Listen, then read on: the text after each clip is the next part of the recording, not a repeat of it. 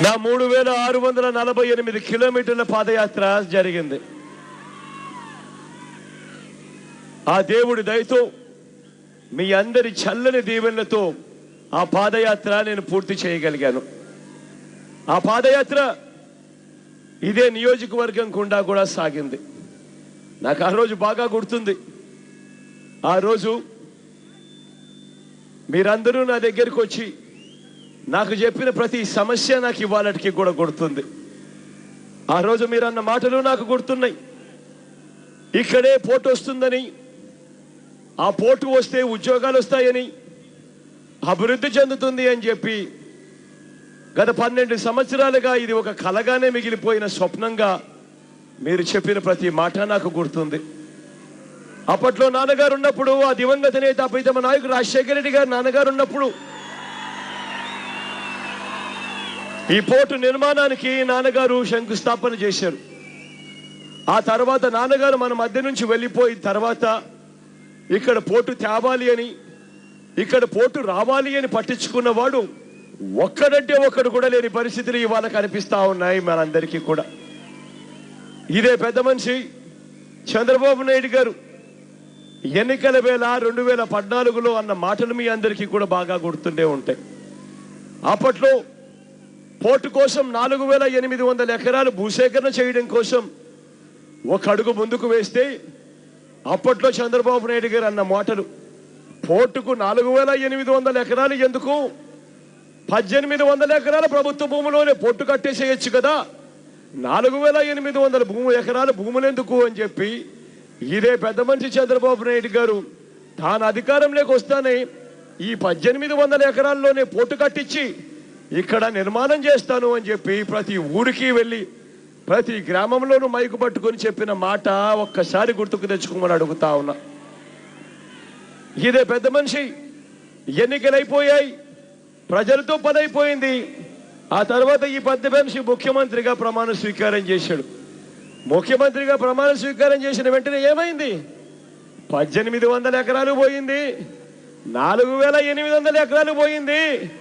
ఈయన ఇచ్చిన నోటిఫికేషన్ 33,000 ఎకరాలకు నోటిఫికేషన్ ఇచ్చాడు ఈ పెద్ద మనిషి చంద్రబాబు నాయుడు గారు. ఈ పెద్ద మనిషి 2015లో ఈ పెద్ద మనిషి 33,000 ఎకరాలకు నోటిఫికేషన్ ఇస్తూ రాత్రికి రాత్రి జీవో జారీ చేశాడు.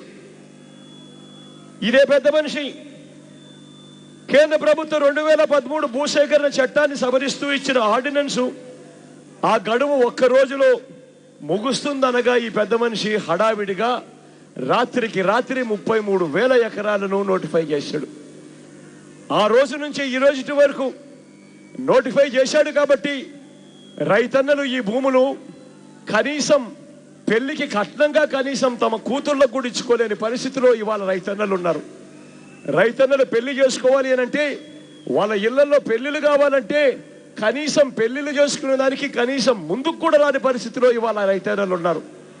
ఆ రైతన్నలు వ్యవసాయం చేసుకోవాలంటే బ్యాంకు లోన్లు కూడా కనీసం పుట్టని పరిస్థితిలో ఆ రైతన్నలు 3 సంవత్సరాలుగా 2015 నుంచి ఇప్పటిదాకా అదే పరిస్థితిలో ఉన్నారు.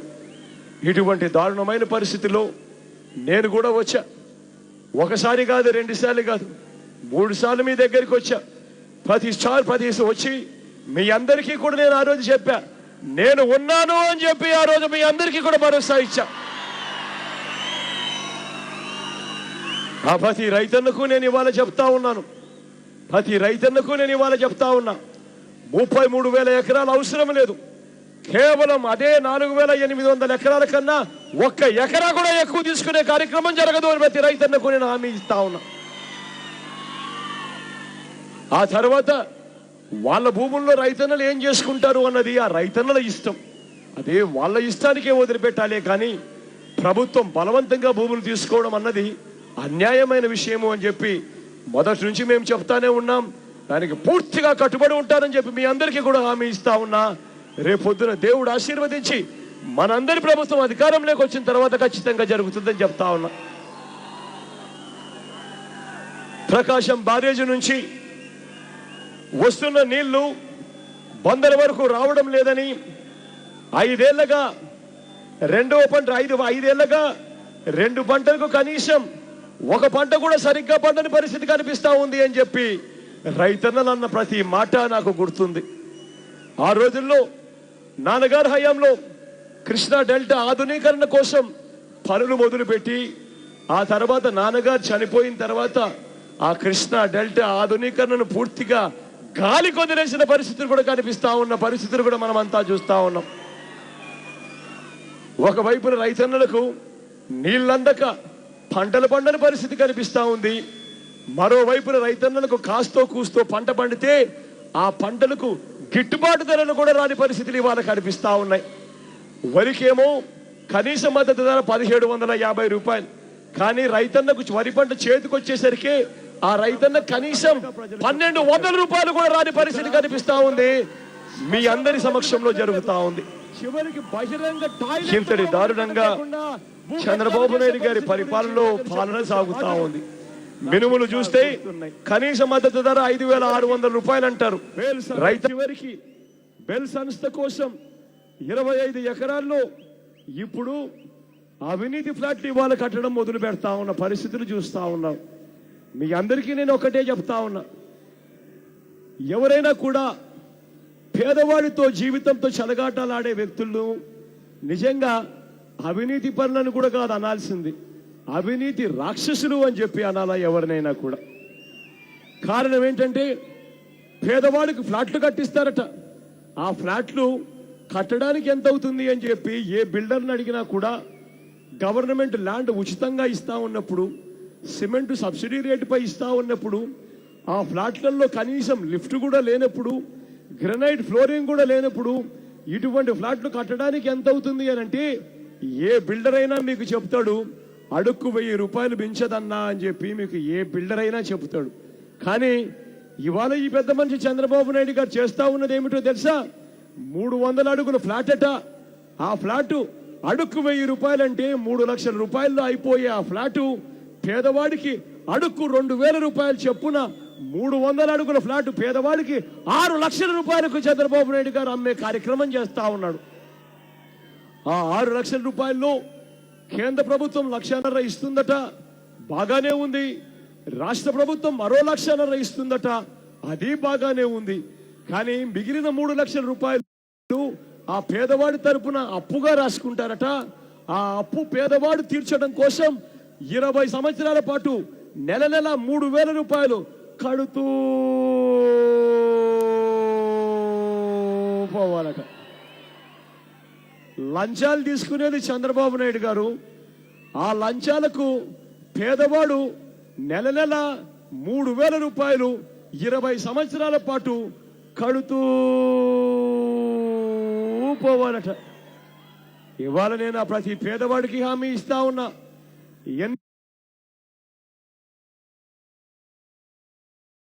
ఎన్నికలు కాబట్టి వాళ్ళు ఫ్లాట్లు ఏదైనా ఇస్తే ఎవడు కూడా వద్దు అనొద్దండి. ఫ్లాట్లు మీరు తీసుకోండి. ఆ తర్వాత దేవుడు ఆశీర్వదించి మీ అందరి చల్లని దీవెనలతో రేపొద్దున మనందరి ప్రభుత్వం అధికారంలోకి వచ్చిన తర్వాత ఆ తర్వాత మీ అందరికీ నేను ఇవాళ మాట చెప్తా ఉన్నాను, జగన్ అనే నేను ఇవాళ మీ అందరికీ నేను మాట చెప్తా ఉన్నాను.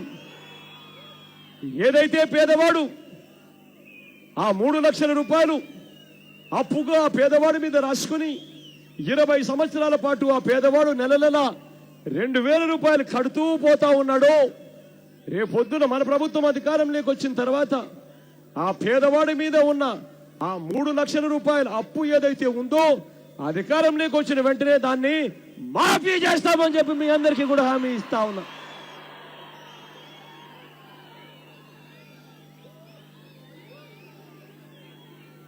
ఒకసారి మీ అందరికీ గుర్తుండే ఉంటుంది, నాన్నగారి హయాంలో ఒక్కసారి గుర్తుకు తెచ్చుకోండి. నాన్నగారి హయాంలో ప్రతి పేదవాడికి ఇల్లు ఇవ్వడమే కాదు, ప్రతి పేదవాడికి ఇళ్ల స్థలాలు ఇచ్చే రోజులు గుర్తున్నాయా మీ అందరికీ? నాన్నగారి హయాంలో ఇక్కడే ఇదే మచిలీపట్నంలో పేదవాడికి 4000 ఇళ్ల పట్టాలు ఇచ్చిన పరిస్థితులు ఒక్కసారి గుర్తుకు తెచ్చుకోమని అడుగుతా ఉన్నా. ఈరోజు అదే పేదవాడికి ఇళ్ల స్థలాల కోసం అప్లికేషన్ పెట్టుకున్న వాళ్ళు ఎంతో మంది ఉన్నారో తెలుసా? దాదాపుగా 10,000 పైచిలకు మంది ఇళ్ల స్థలాల కోసం అప్లికేషన్లు పెట్టుకుని అయ్యా ప్రభుత్వం పెద్దలు, అయ్యా చంద్రబాబు నాయుడు గారు మాకు ఇళ్ల స్థలాలు ఇవ్వండి, ఇల్లులు కట్టించండి అని చెప్పి ఆ పేదవాడు అడుగుతా ఉన్నా ఈ 5 సంవత్సరాలుగా కనీసం పట్టించుకునే నాతుడు కూడా కరువైన పరిస్థితులు కనిపిస్తా ఉన్నాయి. ఇవాళ నేను మీ అందరికీ మరొక మాట ఇస్తా ఉన్నాను. రేపొద్దున దేవుడు ఆశీర్వదించి మనందరి ప్రభుత్వం అధికారంలోకి రాగానే జగన్ అనే నేను మీ అందరికీ హామీ ఇస్తా ఉన్నా. ఇక్కడికి వచ్చేటప్పుడు నాని నాతో అన్నాడు, దాదాపుగా 10,000 పైసలకు మంది అప్లికేషన్లు పెట్టుకున్నారన్న ఇళ్ల స్థలాల కోసం, ఏ ఒక్కరికి ఇళ్ల స్థలాలు రాలేదని చెప్పాడు. మొత్తం నేను చెప్తా ఉన్నా, 10,000 మంది అన్నా ఉండని, అంతకన్నా ఎక్కువ మంది అన్నా ఉండని, మొత్తం అందరికీ కూడా మన ప్రభుత్వం రాగానే అందరికీ ఇళ్ల స్థలాలు ఇస్తాను అని చెప్పి కూడా చెప్తా ఉన్నాం. ఇళ్ల స్థలాలే కాదు, ఇల్లులు కూడా కట్టించిస్తాను అని చెప్పి మీ అందరికీ కూడా హామీ ఇస్తా ఉన్నాం.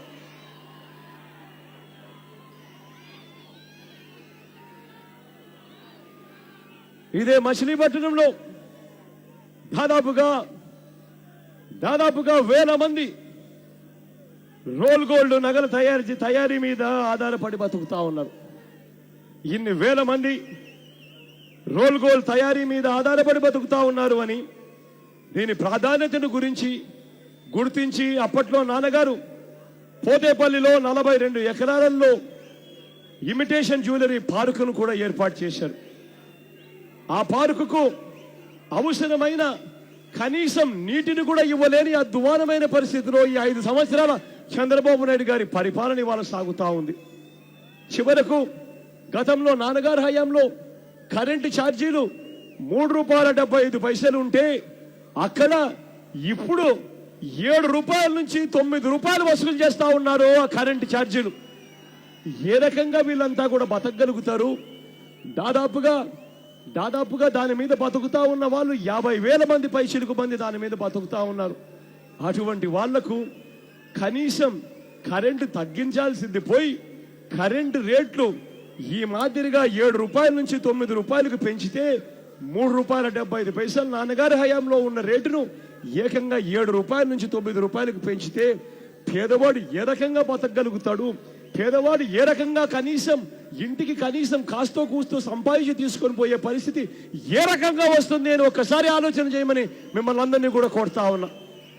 మన పార్టీ అధికారంలోకి వచ్చిన తర్వాత నీళ్లు ఇవ్వడమే కాదు, కరెంటు రేట్లు మళ్ళీ నాన్నగారి హయాంలో మాదిరిగానే ₹3.75 అక్కడ రేటు తగ్గిస్తారు అని చెప్పి కూడా హామీ ఇస్తా ఉన్నా మీ అందరికీ. ఇక మత్స్యకార సోదరులు ఎక్కువే. ఆ మత్స్యకార సోదరుల పరిస్థితి ఒక్కసారి గమనించమని అడుగుతా ఉన్నా. ఏప్రిల్ 15 నుంచి జూన్ 14 దాకా మత్స్యకారులకు వేట హాలిడే అంటారు. ఆ వేట హాలిడే డిక్లేర్ చేసినప్పుడు, వేట సమయంలో సెలవు డిక్లేర్ చేసినప్పుడు ₹4,000 ప్రతి కుటుంబానికి ఇస్తామన్నారు. ఎంతమందికి ₹4,000 ఇచ్చారు అని అడుగుతా ఉన్నాను ఇక్కడ ఈ మత్స్యకార సోదరులకు. తూతూ మంత్రంగా ఇచ్చామన్నట్టుగా తూతూ మంత్రంగా ఇస్తామన్న పరిస్థితి కనిపిస్తా ఉంది. ఈ పరిస్థితిని కూడా పూర్తిగా మారుస్తామని చెప్తా ఉన్నా. రేపొద్దున దేవుడు ఆశీర్వదించి మీ అందరి చల్లని దీవెనతో రేపొద్దున మనందరి ప్రభుత్వం అధికారంలోకి వచ్చిన తర్వాత ఆ ప్రతి మత్స్యకార సోదరుడికి కూడా నేను ఇవాళ చెప్తా ఉన్నాను, రేపొద్దున మన ప్రభుత్వం అధికారం వచ్చిన తర్వాత ఆ వేట విరామం సమయంలో ₹4,000 తూతూ మంత్రంగా ఇచ్చేదాన్ని ₹10,000 తీసుకొని పోతాము అని చెప్తా ఉన్నాను. ₹10,000 తీసుకొని పోవడమే కాదు, ప్రతి కుటుంబానికి తూతూ మంత్రంగా కాదు, ప్రతి కుటుంబం దగ్గరికి వచ్చి గ్రామ వాలంటీర్ తలుపు తట్టి గ్రామ సెక్రటేరియట్ తో అనుసంధానమై ప్రతి ఇంటికి కూడా డోర్ డెలివరీ చేసిపోతాడు అని చెప్పి కూడా హామీ ఇస్తా ఉన్నాం మీ అందరికీ కూడా.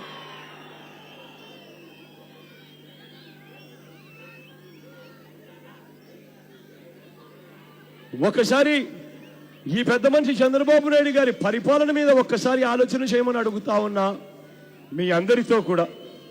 ఈ 5 సంవత్సరాల చంద్రబాబు నాయుడు గారి పరిపాలనలో మనం చూస్తున్నది ఏమిటి అని ఒక్కసారి మీరంతా కూడా ఆలోచన చేయమని అడుగుతా ఉన్నా. ఈ 5 సంవత్సరాలలో చంద్రబాబు నాయుడు గారి ప్రభుత్వంలో ప్రతి అడుగులోనూ మనం చూసింది ఏమిటి అంటే మోసం మోసం మోసం అన్న 3 పదాలు కనిపిస్తాయి ఈ 5 సంవత్సరాల చంద్రబాబు నాయుడు గారి పరిపాలనలో. ఒక్కసారి గమనించమని మిమ్మల్ని అందరినీ కూడా అడుగుతా ఉన్నా. చంద్రబాబు నాయుడు గారి ఈ మధ్యకాలంలోనే ఆడవాళ్ళను మళ్ళీ మోసం చేసేందుకు చంద్రబాబు నాయుడు గారు ఈ మధ్యకాలంలో ఏమంటా ఉన్నాడు? పసుపు కుంకుమ అని చెప్పి ఈ మధ్యకాలంలో బిల్డప్ ఇస్తా ఉన్నాడు ఆడవాళ్ళను మోసం చేసేందుకు చంద్రబాబు నాయుడు గారు.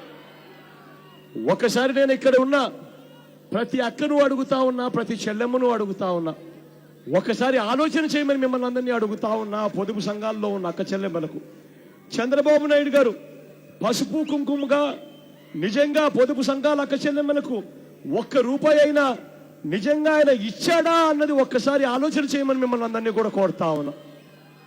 కారణం ఏంటంటే, ఎందుకంటే పొదుపు సంఘాలకు సంబంధించిన అక్క చెల్లెమ్మలకు ఈ 5 సంవత్సరాలు చంద్రబాబు నాయుడు గారి ప్రభుత్వంలో 0 వడ్డీ ఇచ్చిందా అని అడుగుతా ఉన్నా, గతంలో వస్తా ఉన్నట్టుగా, లేదా అని అడుగుతా ఉన్నా, గతంలో వస్తా ఉన్నట్టుగా. కారణం ఏంటి అనంటే, 0 వడ్డీ అన్న పథకం మే 2016 నుంచి ఈ పెద్ద మనిషి చంద్రబాబు నాయుడు గారు ఆ పథకాన్ని పూర్తిగా రద్దు చేశాడు. కాబట్టి అడుగుతా ఉన్నాను ప్రతి అక్కను, ప్రతి చెల్లెమ్మను ఒక్కసారి ఆలోచన చేయమని అడుగుతా ఉన్నా. ప్రతి అక్కను 2016 మే నుంచి వారికి ₹1 కూడా 0 వడ్డీ పథకం కింద చంద్రబాబు నాయుడు గారు రద్దు చేసి ₹1 కూడా 0 వడ్డీ పథకం కింద అక్క చెల్లెమ్మలకు చంద్రబాబు నాయుడు గారు ఇవ్వలేదు. ఇవాళ పొదుపు సంఘాలు ఎలా ఉన్నాయని ఒక్కసారి ఆలోచన చేయమని అడుగుతా ఉన్నా. పొదుపు సంఘాల్లో గ్రూపులు ఉన్నాయి. ఆ చాలా బృందాలు అన్నీ కూడా కొంతమంది 5 లక్షలకు తీసుకుంటారు, కొన్ని బృందాలు 7 లక్షలు తీసుకుంటాయి, కొన్ని బృందాలు 10 లక్షల రూపాయలు డబ్బులు తీసుకుంటాయి. ఒకసారి ఆలోచన చేయండి. 5 లక్షల రూపాయలు తీసుకున్న బృందం అయితే సంవత్సరానికి ₹1 వడ్డీ వేసుకున్నా కూడా 5 లక్షల మీద ₹60,000 సంవత్సరానికి వడ్డీ కడతారు. అదే 7 లక్షల రూపాయలు తీసుకున్న బృందం అయితే సంవత్సరానికి ₹1 వడ్డీ కింద వాళ్ళు కట్టే వడ్డీ సంవత్సరానికి ₹84,000 వడ్డీ కడతారు. అదే 10 లక్షల రూపాయలు తీసుకున్న బృందం అయితే ₹1 వడ్డీ కింద వాళ్ళు సంవత్సరానికి కట్టేది కనీసం అంటే ₹1,20,000 కడతారు. చంద్రబాబు నాయుడు గారు మే 2016 నుంచి 0 వడ్డీ పథకాన్ని రద్దు చేశాడు. కాబట్టి ప్రతి అక్కకు, ప్రతి చెల్లెమ్మకు ఈ 3 సంవత్సరాలలో వడ్డీ భారం ఎంత అని చూస్తే 5 లక్షలు తీసుకున్న అక్క చెల్లెమ్మ వడ్డీ రూపేనా ఈ 3 సంవత్సరాలలో ₹60,000 ఇంటూ 3 ఏళ్ళు అంటే ₹1,80,000 కట్టింది వడ్డీ రూపంలో. 7 లక్షల రూపాయలు తీసుకున్న బృందం అయితే ₹84,000 సంవత్సరానికి వడ్డీ కింద 3 ఏళ్లలో కట్టింది. ₹2,52,000 ఆ బృందం వడ్డీ కింద కట్టింది అక్క చెల్లెమ్మలు. అదే 10 లక్షల రూపాయలు తీసుకున్న అక్క చెల్లెమ్మల బృందం అయితే వడ్డీ కింద ₹1,20,000 సంవత్సరానికి ₹1 వడ్డీ కింద ఇంటూ 3 ఏళ్ళంటే ₹3,60,000 ఈ 3 సంవత్సరాలలో అక్క చెల్లెమ్మలు వడ్డీల కిందనే కట్టారు. ఈ పెద్ద మనిషి చంద్రబాబు నాయుడు గారు గతంలో 0 వడ్డీకే రుణాలు ఇచ్చేది ఈ పెద్ద మనిషి రద్దు చేశాడు. కాబట్టి వీళ్ళందరూ కూడా ఇన్ని లక్షల రూపాయలు వడ్డీలతో కడతా ఉంటే ఈ పెద్ద మనిషి చంద్రబాబు నాయుడు గారు ఎన్నికలు వారంలో ఉన్నాయంటే ఏం చేస్తా ఉన్నాడు? పసుపు కుంకుమ అని చెప్పి ఒక పేరు పెట్టి ఒక గ్రూపుకు ₹1,00,000 ఇస్తా ఉన్నాడు. కనీసం వడ్డీలకు కూడా రాని పరిస్థితిలో ఇవాళ చంద్రబాబు నాయుడు గారు ఇస్తా ఉన్నారు అన్నది వాస్తవం కాదా అని అడుగుతా ఉన్నాను. 5 లక్షల గ్రూప్ 5 లక్షల రూపాయలు తీసుకున్న గ్రూపు వడ్డీలకే ₹1,80,000 కడితే 7 లక్షల రూపాయలు తీసుకున్న గ్రూపు వడ్డీలకే ₹2.5 లక్షలు కడితే 10 లక్షలు తీసుకున్న గ్రూపు వడ్డీలకే ₹3,60,000 కడితే ఈ పెద్ద మనిషి ఎన్నికలప్పుడు వారం ముందు పసుపు కుంకుమ అని పేరు పెట్టి కేవలం ₹1,00,000 ఇస్తే కనీసం వడ్డీలకైనా వచ్చిందా అని అడుగుతా ఉన్నాను. ప్రతి అక్కకు, ప్రతి చెల్లెమ్మకు ఆలోచన చేయమని అడుగుతా ఉన్నాను. గతంలో 0 వడ్డీకి రుణాలు ఇచ్చే పథకాన్ని ఈ పెద్ద మనిషి రద్దు చేసి అక్క చెల్లెమ్మను ఏ స్థాయిలో మోసం చేశాడో ఒక్కసారి చూడమని అడుగుతా ఉన్నా. అదే మాదిరిగా ఒక్కసారి రైతుల గురించి కూడా ఒక్కసారి రైతన్నలు ఆలోచన చేయమని అడుగుతా ఉన్నా. ఈ పెద్ద మనిషి చంద్రబాబు నాయుడు గారు ముఖ్యమంత్రి అయ్యే నాటికి రైతన్నల రుణాలు 87,612 కోట్ల రూపాయలు ఉండేటివి. 87,612 కోట్ల రూపాయల వ్యవసాయ రుణాలు ఈ 5 సంవత్సరాలలో రైతన్నలకు వడ్డీలు తడిసి మోపుడై ఈ 5 సంవత్సరాలలో అవి 1,50,000 కోట్ల రూపాయలకు ఎగబాకిన పరిస్థితులు ఇవాళ కనిపిస్తా ఉన్నాయి మన రాష్ట్రంలో. ఈ పెద్ద మనిషి చంద్రబాబు నాయుడు గారు చేసింది ఏమిటో ఒక్కసారి ఆలోచన చేయమని అడుగుతా ఉన్నా. ఈయన మొదటి సంతకం కింద 87,612 కోట్ల రూపాయలను కుదించేసి 24,000 కోట్లు అని చెప్పి సంతకం పెట్టాడు. ఇచ్చింది ఎంత అని చూస్తే ఈ 5 సంవత్సరాలలో చంద్రబాబు నాయుడు గారు ఇచ్చింది ఎంత అని చూస్తే కేవలం ముష్టేసినట్టు 14,000 కోట్ల రూపాయలు మాత్రమే ఇచ్చాడు. ఆ 87,612 కోట్ల రూపాయల మీద రైతన్నలకు కనీసం రూపాయి వడ్డీ వేసుకున్నా కూడా, ఆ రైతన్నకు కనీసం 10% వడ్డీ వేసుకున్నా కూడా, ఆ రైతన్న కనీసం వడ్డీ రూపేణా సంవత్సరానికి 7-8 కోట్ల రూపాయలు రైతన్న వడ్డీలు కడతా ఉన్నాడు. ఈ 5 సంవత్సరాలలో రైతన్న కట్టిన వడ్డీనే 8,000 రూపాయలు ఇంటూ 5 సంవత్సరాలు అనంటే 40,000 కోట్ల రూపాయలు రైతన్నలు వడ్డీ కింద కడితే, ఈ పెద్ద మనిషి చంద్రబాబు నాయుడు గారు ముష్టేసినట్టు ఇచ్చింది కేవలం 14,000 కోట్ల రూపాయలు. ఒక్కసారి మోసాన్ని చూడమని చెప్పి మిమ్మల్ని అందరినీ కూడా నేను కోరుతా ఉన్నాను ఈ పెద్ద మనిషి పరిపాలనలో. ఇక చదువుకున్న పిల్లల గురించి ఆయన చేసిన మోసాన్ని ఒక్కసారి చూడమని అడుగుతా ఉన్నా. ఆ రోజుల్లో ఎన్నికలప్పుడు ఏమన్నాడు? ఇంటింటికి జాబ్ అన్నాడు. జాబ్ లేకపోతే ఏమన్నాడు? ఇలా 2 ఏళ్ళు ఎత్తి చూపించి ఇంటింటికి నెల 2,000 ఇస్తాను అని అన్నాడు. 60 నెలలు 5 సంవత్సరాల కాలము అని అంటే 60 నెలలు ఇంటూ 2,000 అని అంటే దాని అర్థం ఇంటింటికి 1,20,000 రూపాయలు ఇవ్వాల్సిన ఈ పెద్ద మనిషి ఏమిచ్చాడు? 1,70,00,000 ఇల్లులు ఉంటే దాన్ని తగ్గించి ఎన్నికలకు 3 నెలల ముందు మాత్రం 3 లక్షల ఇళ్లకు తీసుకొచ్చాడు. తగ్గించి ఆ తర్వాత ఏం చేశాడు? ఆ 3 నెలల కాలానికి 2,000 రూపాయల నిరుద్యోగ వృత్తిని తగ్గించి 1,000 రూపాయలు చేశాడు. అంటే ప్రతి ఇంటికి 1,20,000 రూపాయలు ఇవ్వాల్సి ఉండొచ్చు. ఈ పెద్ద మనిషి మాట చెప్పిన పెద్ద మనిషి ఎన్నికలు వచ్చేసరికి 3 లక్షల మందికి మాత్రమే 3,000 రూపాయలు ఇచ్చి వాళ్ళను కూడా మోసం చేసిన పరిస్థితులు ఒక్కసారి గమనించమని కోరుతా ఉన్నా మీ అందరితో. ఈ పరిస్థితులన్నీ కూడా పూర్తిగా మారాలి. ఒక్కసారి గమనించండి అని అడుగుతా ఉన్నా. ఇది ఈ పెద్ద మనిషి చంద్రబాబు నాయుడు గారు 2014లో ఈ మాదిరిగా ఎన్నికల మేనిఫెస్టో ఇచ్చాడు. 2014లో ఈ మాదిరిగా చంద్రబాబు నాయుడు గారు ఎన్నికల ప్రణాళిక అని మేనిఫెస్టో అని చెప్పి ఈ మాదిరిగా ఇచ్చాడు చంద్రబాబు నాయుడు గారు. 70 ఏళ్ళ ముసలాయన కానీ బాగా మేకప్ గీపప్ వేసి 25 ఏళ్ళ పిల్లల మాదిరి ఫోటోలు పెట్టుకొని ఈ మాదిరిగా బిల్డప్ ఇచ్చి ఎన్నికల 2014లో ఈ మాదిరిగా ఎన్నికల ప్రణాళిక ఇచ్చాడు. ఇచ్చిన తర్వాత ఇందులో నేను ఎక్కువ చదవను, కేవలం ఒకే ఒక పేజీ చదువుతా. ఎందుకంటే ఎక్కువ సమయం తీసుకోకూడదు కాబట్టి.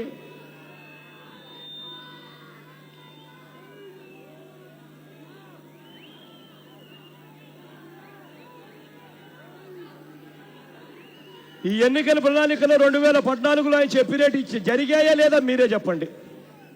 వ్యవసాయ రుణాలు మాఫీ జరిగిందా అని అడుగుతా ఉన్నాను మీ అందరితో కూడా నేను. 5,000 కోట్ల రూపాయలతో ధరల స్థిరీకరణ నిధి జరిగిందా అని అడుగుతా ఉన్నాను మీ అందరితో కూడా నేను.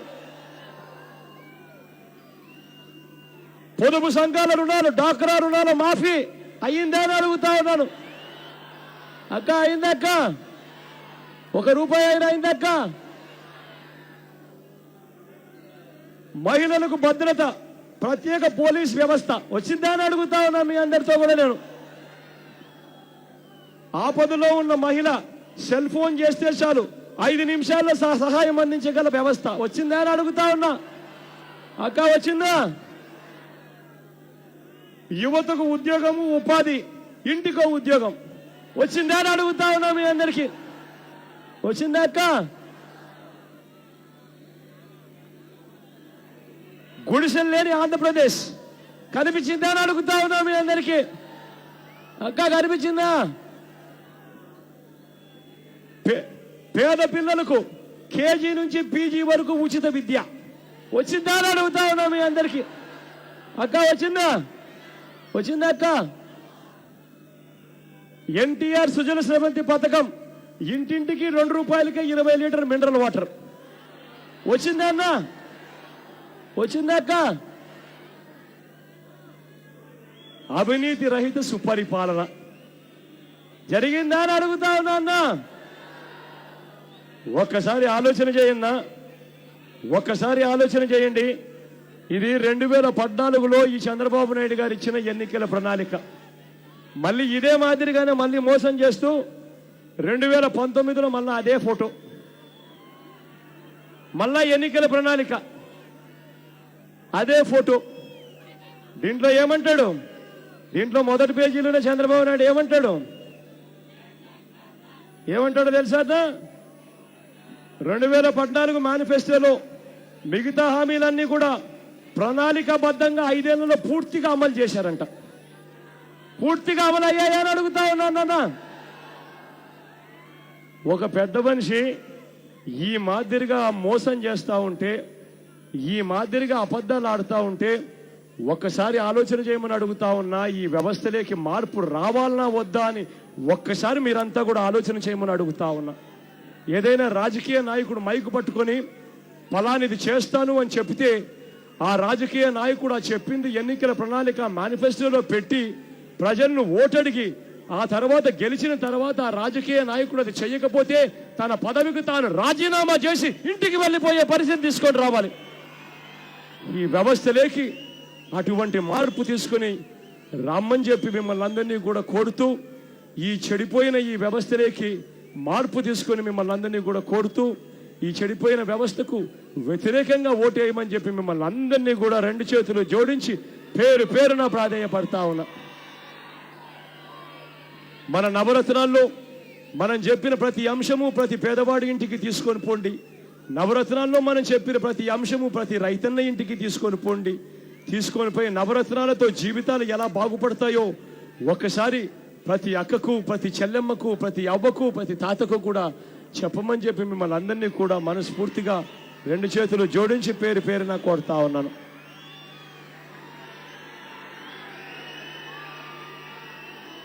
నవరత్నాల్లోని ప్రతి అంశము ప్రతి ఇంటికి డోర్ డెలివరీ చేయిస్తానని చెప్పి మరొక్కసారి మీ అందరికీ కూడా నేను మాట చెప్తా ఉన్నాను.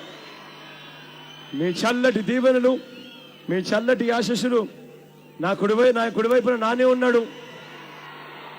మన పార్టీ తరఫున ఎమ్మెల్యేగా నేను చుట్టూ ఉన్నాడు.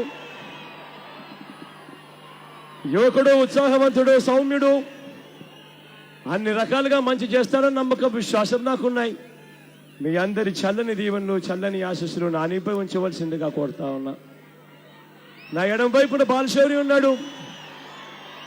మన పార్టీ తరఫున ఎంపీగా నిలబడతా ఉన్నాడు. మీ అందరి చల్లని దీవెనలు, చల్లని ఆశీస్సులు వీరిద్దరిపై ఉంచవలసిందిగా సవినయంగా 2 చేతులు జోడించి మరొక్కసారి పేరు పేరున ప్రార్థిస్తా ఉన్నా.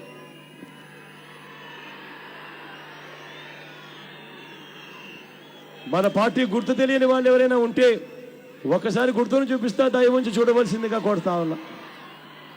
అక్క, మన గుర్తక్క, ఫ్యాన్ అక్క, ఫ్యాన్ అక్క, ఫ్యాన్ అక్క, ఫ్యాన్ అక్క అన్నా.